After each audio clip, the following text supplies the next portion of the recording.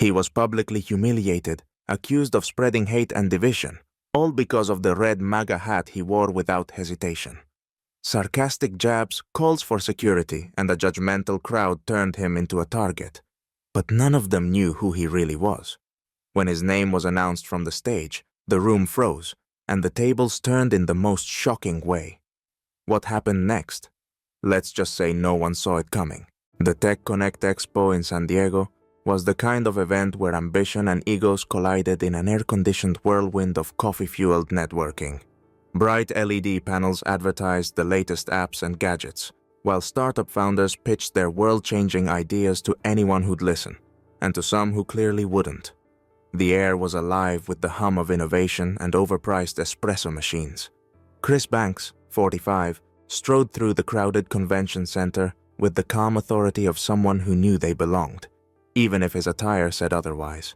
At 6 feet tall, broad-shouldered, and wearing a red MAGA hat that seemed to glow like a beacon in the sea of neutral-toned tech bros, Kris wasn't here to make friends, but he also wasn't here to start trouble. The hat wasn't a political statement to Kris. It was a symbol of resilience. He liked the way it made people uncomfortable, not because he enjoyed confrontation, but because it cut through the nonsense. Those who judged him on a piece of fabric usually weren't worth his time. He adjusted the strap of his leather messenger bag and scanned the room, his sharp blue eyes taking in the chaos of booths and panel discussions. Kris didn't need to network or pitch. He was here to observe. He had an eye for talent and an ear for ideas. Two things that had made him very wealthy.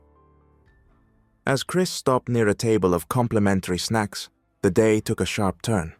Enter Eric Vanders.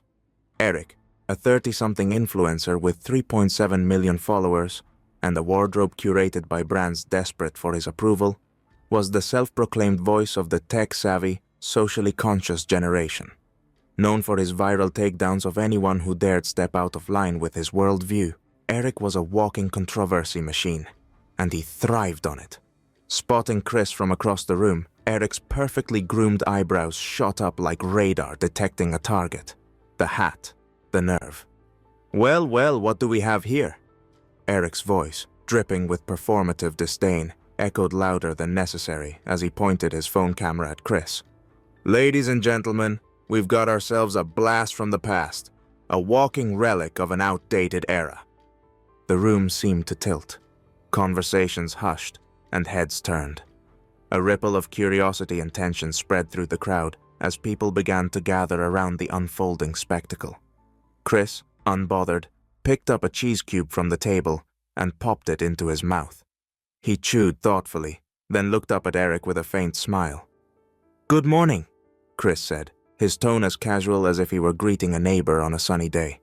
Eric's grin widened, sensing an opportunity to escalate. "Morning? Oh, I think it's about to be a great morning. Tell me, buddy, did you lose your way to the past? Or are you just here to remind us all of what we've left behind?" Laughter rippled through the growing crowd, fueled by Eric's performative confidence. Someone in the back muttered, "Who wears that hat here?" Kris tilted his head slightly, studying Eric as if he were an interesting, albeit loud, museum exhibit. "I'm just here to learn about the latest tech," Kris replied calmly. "What about you? Are you selling anything, or just noise?" The crowd chuckled. Not everyone, but enough to make Eric's smile falter for a second. He quickly recovered, raising his voice to ensure he stayed in control. "Noise? Oh, I think we all know what kind of noise that hat makes," Eric shot back, gesturing dramatically. "It's the sound of division, ignorance, and, let's be honest, irrelevance." A few in the crowd clapped. Others recorded on their phones, sensing this could go viral. Kris shrugged. "Interesting take. But if you're so worried about relevance, shouldn't you be doing something more productive than bothering a guy eating cheese cubes?" Eric blinked, momentarily thrown off by the lack of anger in Kris's voice, but he doubled down, turning to the crowd. "This is what we're up against, folks. People clinging to the past, thinking they can just waltz into spaces like this without consequences." "Spaces like this?" Kris raised an eyebrow, genuinely curious. "You mean public conventions? Last I checked, I didn't need a permission slip to attend." The crowd's murmurs grew louder, and a few laughs escaped. Eric's cheeks reddened slightly. Sensing his moment slipping, Eric waved his phone again. "Let's ask the audience, shall we? Do we let this slide, or do we remind Mr. Banks here that this isn't 1985 anymore?" Kris's expression changed for the first time. He raised an eyebrow, his lips curling into a knowing smirk. "Banks?" he repeated, his voice low and deliberate. But Eric didn't catch it. He was too busy soaking in the reactions of the crowd, oblivious to the shift in energy. Someone near the back of the crowd whispered, "Wait, did he just say Banks? As in Kris Banks?" The murmur spread like wildfire, but Eric, in his tunnel vision quest for a takedown, didn't notice. Kris, however, did. He smiled slightly and reached for another cheese cube. "You're right," Kris said, his tone as steady as ever. "It's not 1985, but some things never go out of style, like respect. Maybe you should try it sometime." The crowd erupted in laughter, the dynamic shifting before Eric's eyes. But he still didn't realize how badly he'd miscalculated. Eric's smug expression tightened as he took Kris's calm response as a challenge, his ego igniting like a spark in a gas-filled room. He pointed at Kris's MAGA hat dramatically, as if it were a weapon of mass destruction. "You think this is just about a hat?" Eric spat, his voice climbing an octave. "That's not just a hat. That's a symbol of division, hatred, and everything wrong with this country. People like you. People like that." He waved wildly at the hat like it had insulted his mother. "You're the reason we can't move forward." The crowd murmured, a ripple of reactions spreading across the room.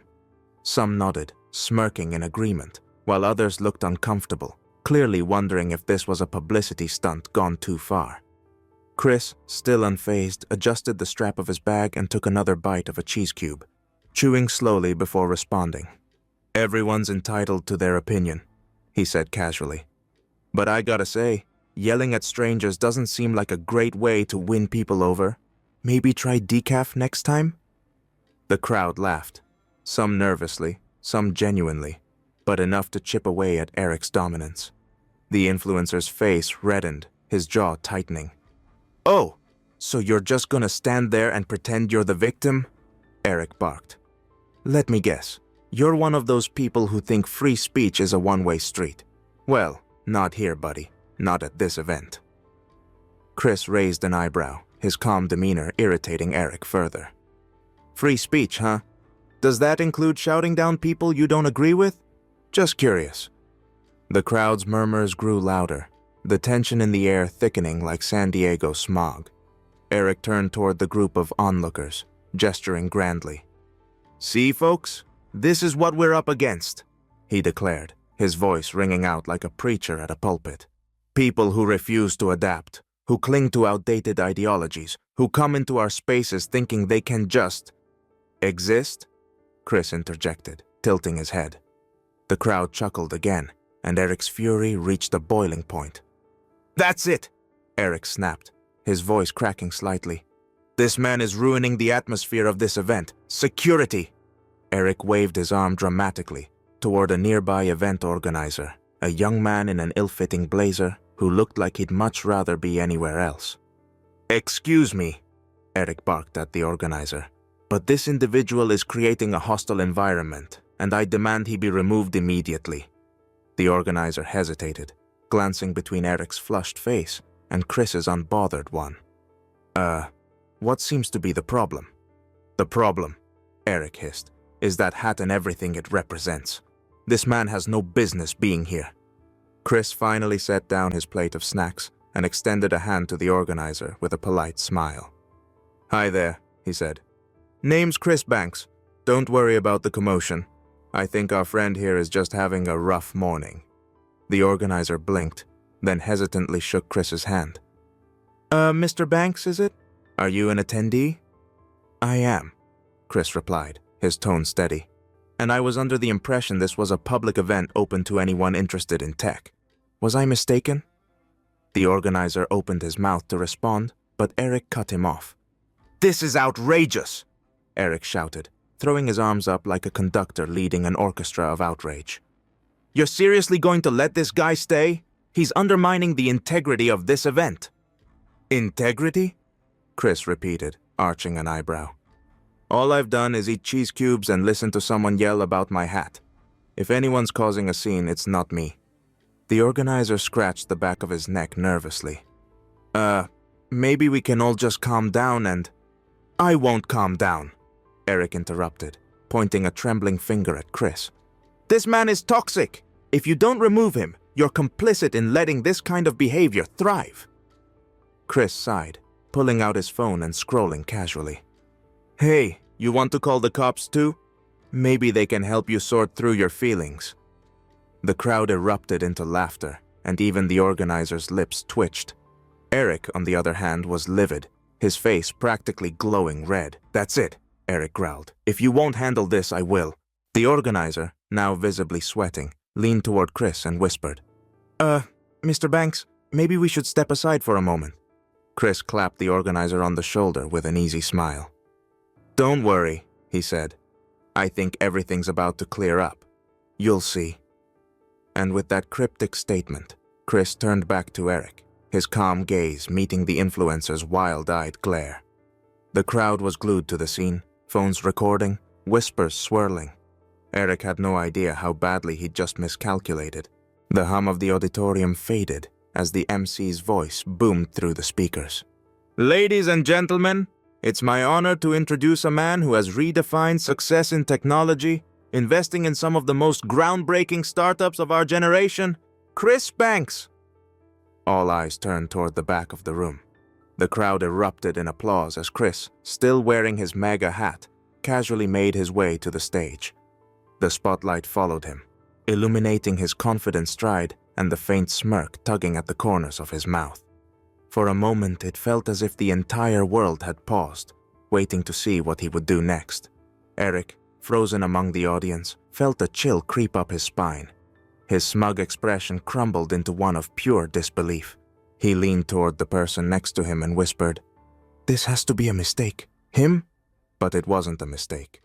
Kris climbed the stairs, turned to face the audience, and adjusted the microphone with the ease of someone used to commanding attention. His presence radiated calm authority, the kind that made people listen, even before he spoke. "Wow," Kris began, his voice warm and inviting. "What an introduction. Thank you. And thank you all for the warm welcome." He paused, his gaze scanning the room before landing on Eric. "Though I must admit, I didn't expect my accessory choice to be the talk of the conference." The audience chuckled, the tension breaking slightly. Kris glanced down at his hat, then back at the crowd. "Apparently, this little piece of fabric has more power than I thought." Eric sank lower into his seat, his face a mixture of humiliation and panic. His phone, once a weapon for capturing his triumphs, now lay forgotten in his lap. Kris's words had flipped the narrative entirely, leaving Eric scrambling to make sense of it. Kris continued, his tone light but deliberate. "You know, I came here today to talk about innovation, about how we can move forward together. But it seems like some people are more interested in division than progress." The subtle jab wasn't lost on anyone. The audience murmured, many glancing at Eric, who now resembled a deer caught in headlights. "But that's the beauty of events like this," Kris added, his voice softening. "We have the opportunity to challenge our assumptions, to learn from one another, and to grow.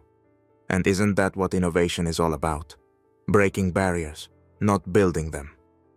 The applause started slow, but quickly grew, filling the room with a roaring energy that seemed to drown out any lingering tension. Kris waited, his expression calm and composed, until the clapping subsided. He leaned forward, his gaze sweeping the audience once more. "Before I wrap up, I just want to say one thing. Respect is the foundation of progress. It doesn't matter who you are, where you come from, or what you wear. Everyone deserves a seat at the table." The crowd erupted again, this time with cheers and whistles. Kris stepped back from the podium, offering a polite nod before leaving the stage. As he walked down the aisle, he caught Eric's eye and offered a brief, knowing smile. Eric, pale and visibly shaken, could do nothing but stare. The crowd parted to let Kris pass, some patting him on the back, others simply applauding his message. The tide had turned, and Eric knew it. By the time Kris left the room, Eric's reputation as the self-proclaimed voice of the people had taken a hit. The phones that had once recorded his antics were now documenting his defeat. And as the buzz of the audience grew louder, Eric realized there was no recovering from this. Not today, at least. Outside the auditorium, Kris adjusted his hat, a faint smile on his lips. He had made his point without raising his voice or breaking a sweat. And that, he knew, was the ultimate win. The buzz of the crowd in the conference lobby had yet to die down when Eric, pale-faced and visibly shaken, hesitantly approached Kris. The energy in the room shifted as curious attendees stopped mid-conversation, their eyes tracking Eric's faltering steps toward the man of the hour. Kris stood near a refreshment table, casually sipping a sparkling water. When Eric finally reached him, he hesitated, his mouth opening and closing like a fish gasping for air. Kris arched an eyebrow and broke the silence. "Eric," he said, his tone polite but laced with unmistakable authority. "Something on your mind?" Eric fidgeted, looking like a man trying to swallow his pride and finding it stuck in his throat. "Look, Kris, I didn't know who you were," he stammered, his usual bravado replaced by awkward humility. "If I had, I wouldn't have, made a scene?" Kris offered, his voice calm yet pointed. He set his glass down and crossed his arms. "Called for security? Declared me public enemy number 1 because of a hat?" Eric winced, his face reddening. "Yeah, that," he muttered, barely able to meet Kris's gaze. "I just wanted to say I'm sorry. I got carried away." Kris studied him for a moment, his expression unreadable. Then, with deliberate calm, he spoke. "Eric, you think this hat defines me, don't you?" He gestured to the red MAGA cap still perched on his head. "But let me tell you something. It's just fabric. A symbol some people love, others hate, but at the end of the day, it's a hat. What you did today." Kris leaned in slightly, his voice dropping just enough to make Eric squirm. "That defines you." The crowd had gathered closer now, phones raised, capturing every word. Eric seemed painfully aware of this, his shoulders hunching as if he could shrink away from the attention. Kris, however, stood tall, his presence commanding respect. "In the future," Kris continued, his tone even, "before you judge someone, maybe try talking to them first. Learn who they are, what they stand for. You might be surprised." He gestured toward the room. "Or at the very least, save yourself the embarrassment." The crowd murmured in agreement, a few chuckles rippling through the audience. Eric's face turned a deeper shade of crimson. One of the event organizers approached him and whispered something in his ear. Eric nodded frantically and muttered, "I think I should go." As he turned to leave, Kris's voice stopped him in his tracks. "Eric." The influencer froze, glancing back over his shoulder. "If you ever come up with a tech idea worth funding, reach out to me," Kris said with a faint smile. "I might just be willing to invest, assuming you've learned something today." The crowd burst into applause, a mixture of admiration for Kris's magnanimity and relief at the resolution. Eric nodded stiffly and slinked away, his defeat documented on dozens of recording devices. Kris turned back to the refreshment table, reaching for another sparkling water. A young entrepreneur approached him, her eyes wide with admiration. "That was incredible," she said. "You handled him like a pro." Kris chuckled, shaking his head. "It's not about winning or losing," he replied. "It's about setting the right example. Sometimes the best way to teach someone a lesson is to leave them alone with their mistakes." The crowd began to disperse, but the energy in the room remained electric. Kris knew that by the end of the day, the story would be everywhere. The calm, composed billionaire putting a loud-mouthed influencer in his place without raising his voice or losing his cool. And that was just fine by him. As the conference resumed, Kris slipped into a quiet corner, satisfied. In his experience, the loudest voices often learn the hardest lessons, and today, Eric had learned his.